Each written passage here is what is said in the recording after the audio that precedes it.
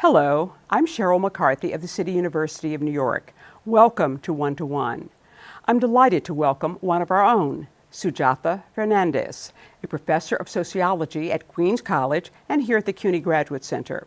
She has a portfolio that's as big as this room. She's written books about the connection between social movements and political movements in Cuba and Venezuela, about how hip-hop music has forged connections between young people all over the world, and even a children's book about a young Indian girl and her grandmother.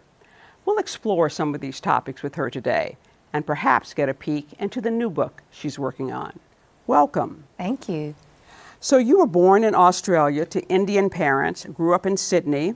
How does a nice Indian girl from Australia wind up writing about hip-hop and social movements in Latin America? What was that journey like to get you here? Well, it was quite a circuitous route because I became interested in hip hop first in Australia. I became involved in the hip hop movement in Sydney, which back in the early 90s when I was in college was really still not something that was very mainstream. It was something that on the outskirts of the city, in the sort of large marginal areas, the periphery of the city of Sydney, was attracting a lot of Aboriginal young people, a lot of migrant young people of colour, like Palestinian people, Lebanese, a lot of the sort of islander people who populate that area of Sydney. And I became involved because the music spoke to me, the lyrics spoke to me, as growing up as a person of colour in Sydney and having, growing up in a society that was very multicultural and very diverse, but still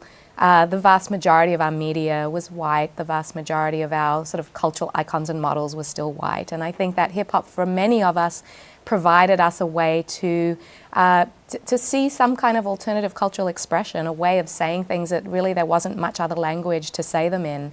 And so I became involved in the hip-hop movement, and around the time when I was thinking to actually leave Australia and go overseas to pursue further studies, my sister, who was a journalist, was working for Radio Havana in Cuba, and she had met some of the people involved in the hip-hop movement, and she said, "This is fantastic, you have to come and check this out, and it's so interesting." So literally 6 months before I was supposed to come to the University of Chicago to begin a PhD program, I ended up in Havana with her. She was working on a documentary about 3 generations of Cuban women.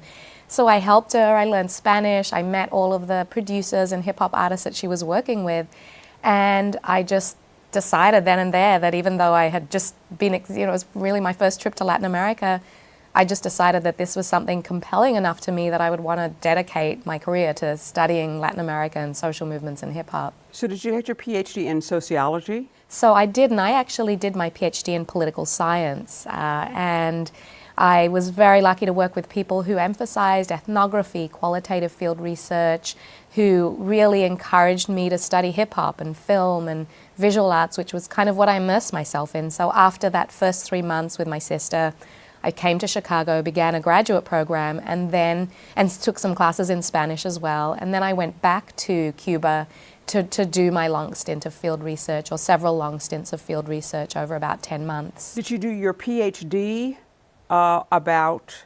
was Cuba the subject? Yes, so Okay. Cuba was the subject of my dissertation thesis. Okay. And it was based on the field research that I did with the hip-hop artists. And I was not just interested, say, as a literary person might do, going to Cuba or even just watching films and analyzing the films. I was interested in actually how arts is a way of life for people in Cuba, how they live the arts, how they watch film and discuss it. So my first book, Cuba Represent, was very ethnographic. It was very much about observing people's lived experiences with the arts and looking at these art movements as actual movements where people were using the cultural form to say things that they couldn't really say in Cuban society otherwise.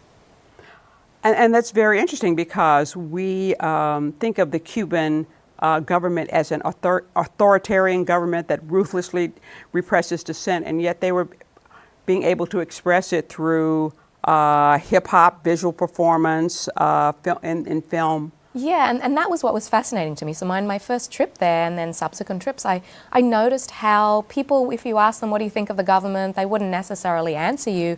But you had a film like the very well-known film Strawberry and Chocolate about a gay Cuban and his experiences of oppression. And people were very willing to engage and talk about the history of, camps where people where gay and homosexual people were sent in the 1960s. And the government did not shut those things down. Well, the film Strawberry and Chocolate never showed on Cuban television, so it wasn't as if those films had a wide audience, but it showed at the cinemas. It was produced by the Cuban Film Institute and had a very high kind of profile in Cuba.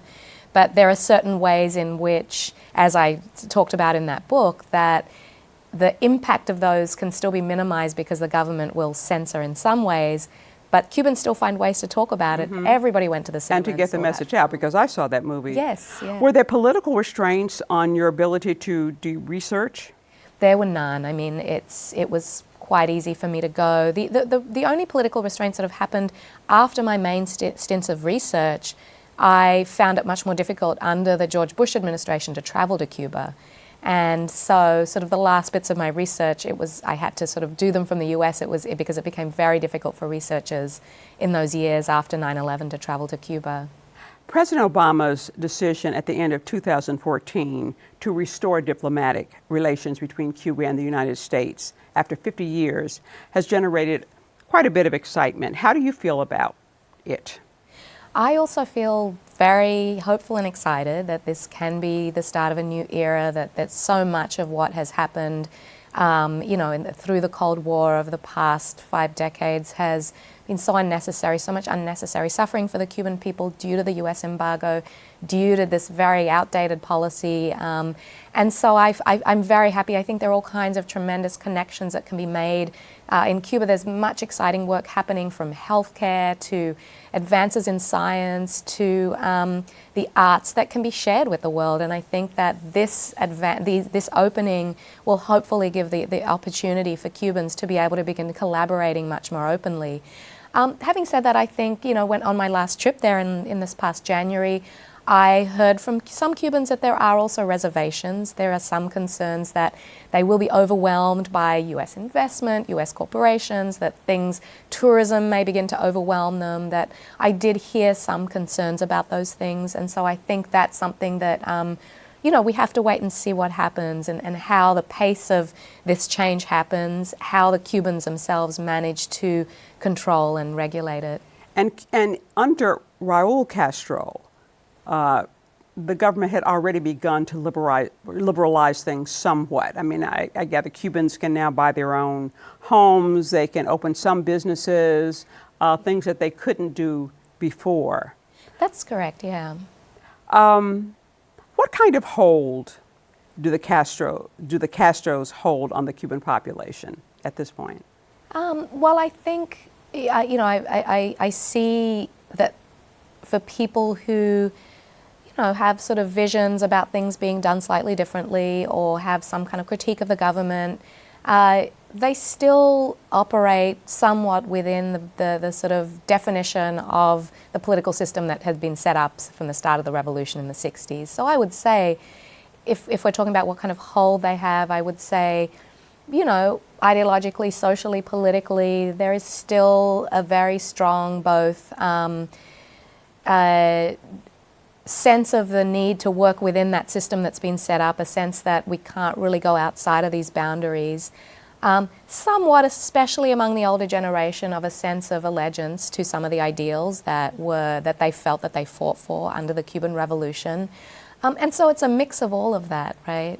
I was in Cuba in 2001 with a group of journalists, and it was very interesting to me that however repressive the Castro government may have been politically, that Cubans were very proud of their revolution. Yep. Very proud of it.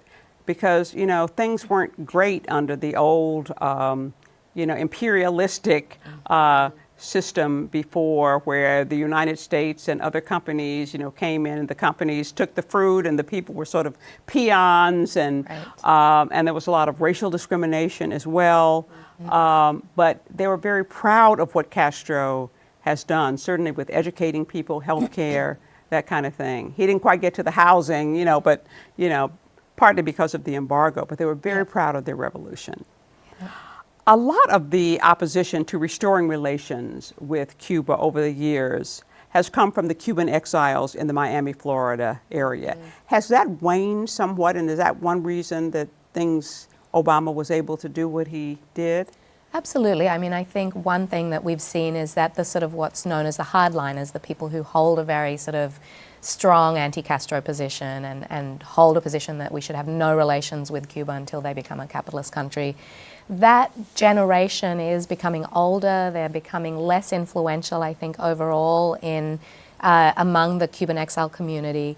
There's been a lot of migration in recent years from much more recent Cubans who don't necessarily hold strong political views. Some may be supportive of the revolution, some may not be, but they don't necessarily feel that that's their primary kind of motivation when they come to the US, is to either oppose or defend the Castro government, but rather just to come here to have opportunities, which is something that a lot of young people right now are leaving Cuba in search of. And so I think that has made a marked influence in the that sort of decades-long exile politics, that now it's sort of opened that ability for Obama to make these changes without having to incur the same kind of sort of political pushback. Exactly. Now, I mean, for many years we had, Cubans risking their lives to get here by, these little flimsy boats. And so can they now, are the gates open, or what kind of restrictions are there on Cuban immigration to the United States?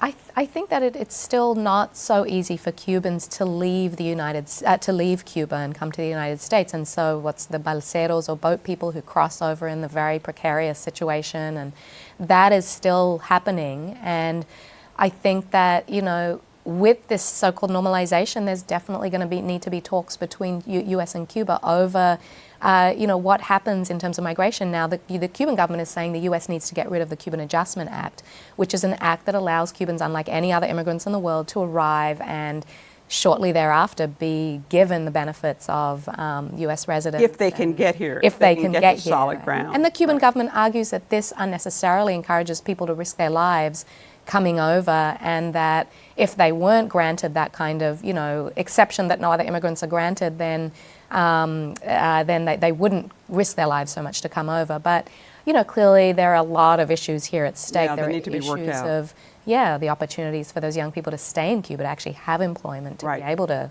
survive, right? We're going to take a short break, then we'll be back with more with Professor Sujatha Fernandez after this message.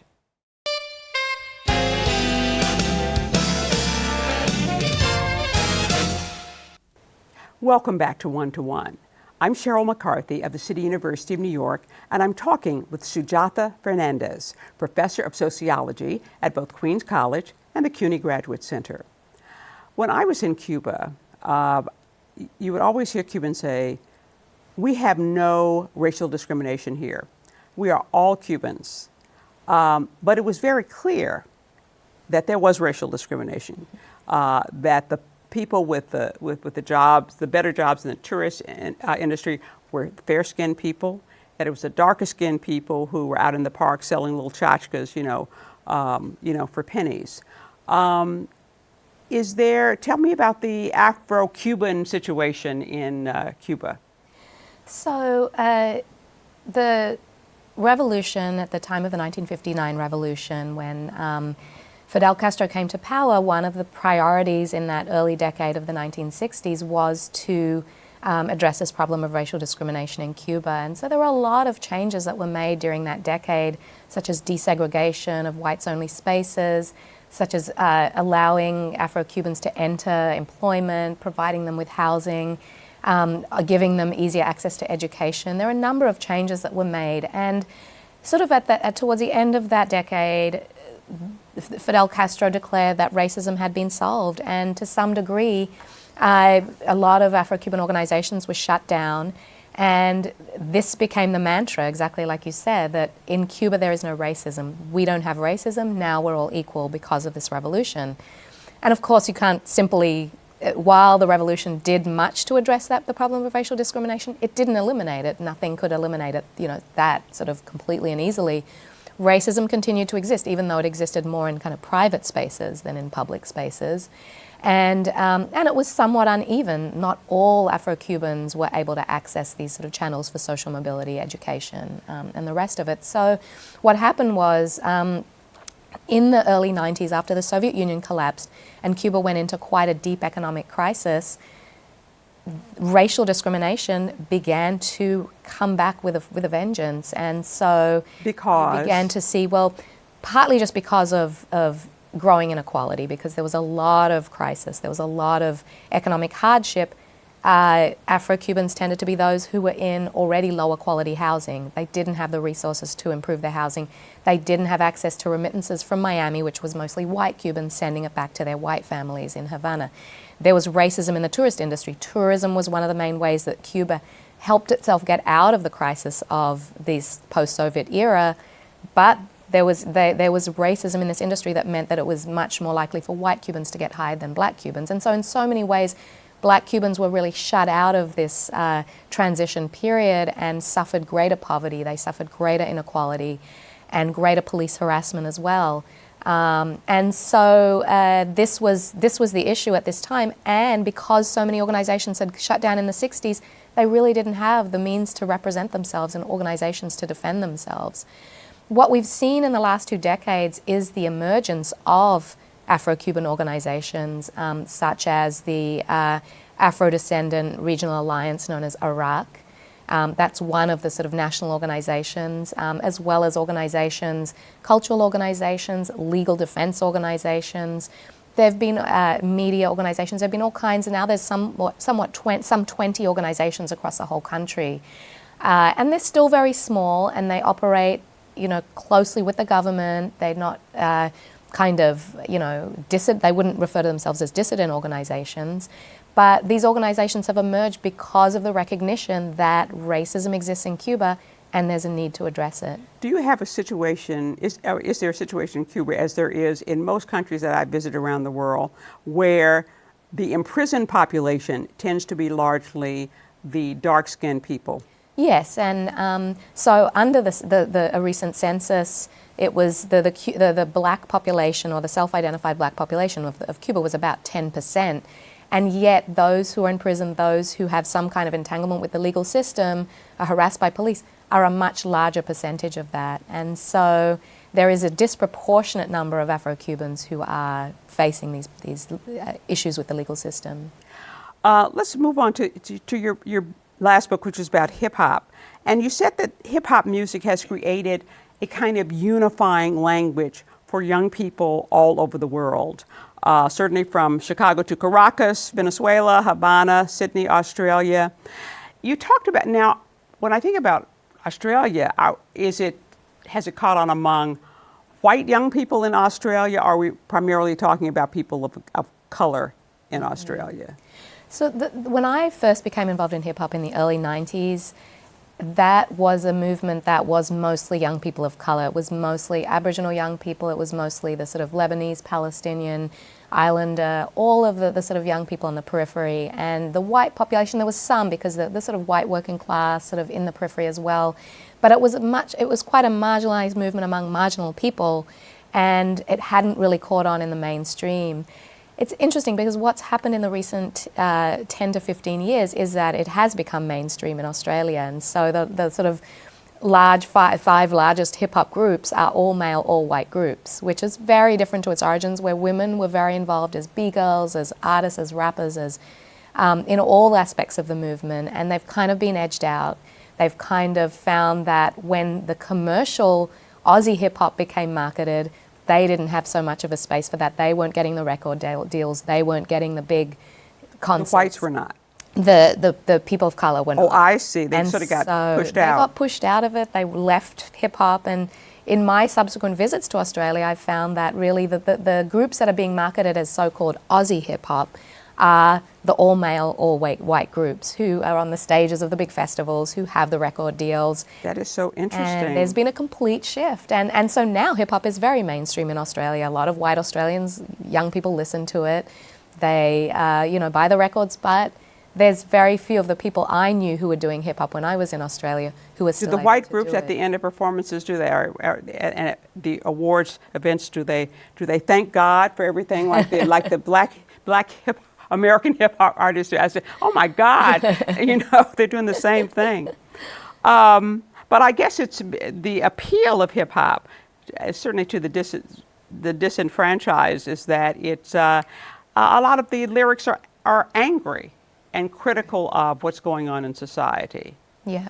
And that's sort of, the title of my book is Close to the Edge. And I think that, that song, The Message, the Grandmaster Flash and the Furious Five song that people first heard in Australia, I think resonated with them back in the 80s, back in the 90s. There's that sense of living on the edge, of anger, of disenfranchisement, that even though, they weren't necessarily living in ghettos, or they didn't have the same kind of situation as is chronicled in that song, The Message, but yet there was something that really spoke to people, not just in Australia, but in the other places I write about in the book, in the other sort of marginalized communities, that even among communities that didn't speak English, and just felt something from the tone of the music, from the, just the sense they got from hearing these voices that reflected their own lives. You're working on a new book. What's it about?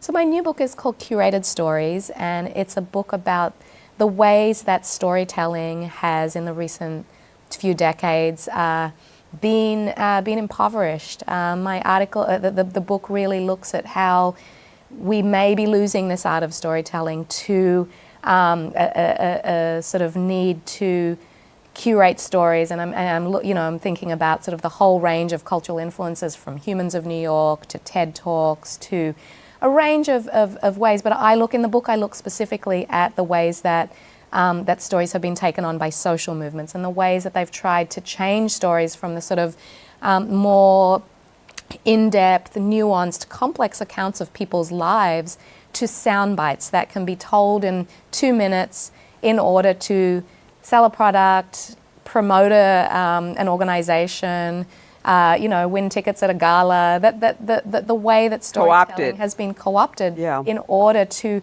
sort of meet these very short-term goals. And my concern is not just what does that mean in terms of social change, but what does that mean in terms of storytelling?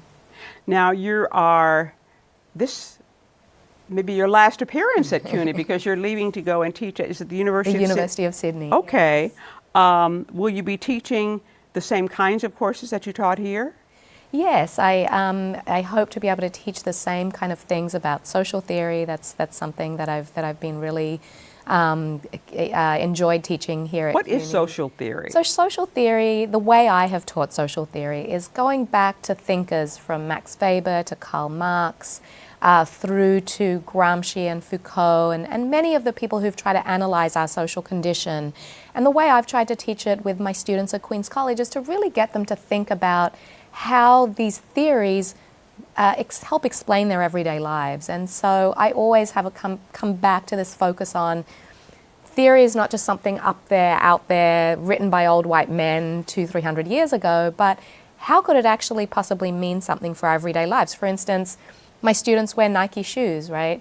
How might Karl Marx's theory of the commodity and Karl Marx's understanding of how value is produced help us explain why we pay so much for Nike shoes and why we want to have 10 different pairs in different colors? And so I'm always trying to relate those theories to students to get them to think about how social theory can help us think more deeply about why we do the things we do. Okay. Well, I'm sure that your students at the University of Sydney are going to benefit from you, our loss, and good luck to you. Thank you very much. As you head across, it's a long journey. It is. And you're leaving soon. We're leaving in a week. So, okay. Yes. We're out of time. I want to thank Professor Sujatha Fernandez for joining me. For the City University of New York and One to One, I'm Cheryl McCarthy.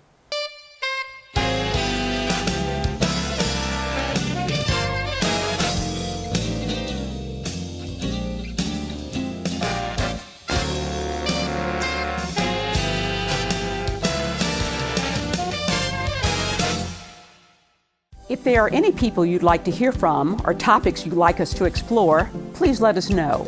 You can write to me at CUNY TV, 365 Fifth Avenue, New York, New York, 10016, or you can go to the website at cuny.tv and click on Contact Us. I look forward to hearing from you.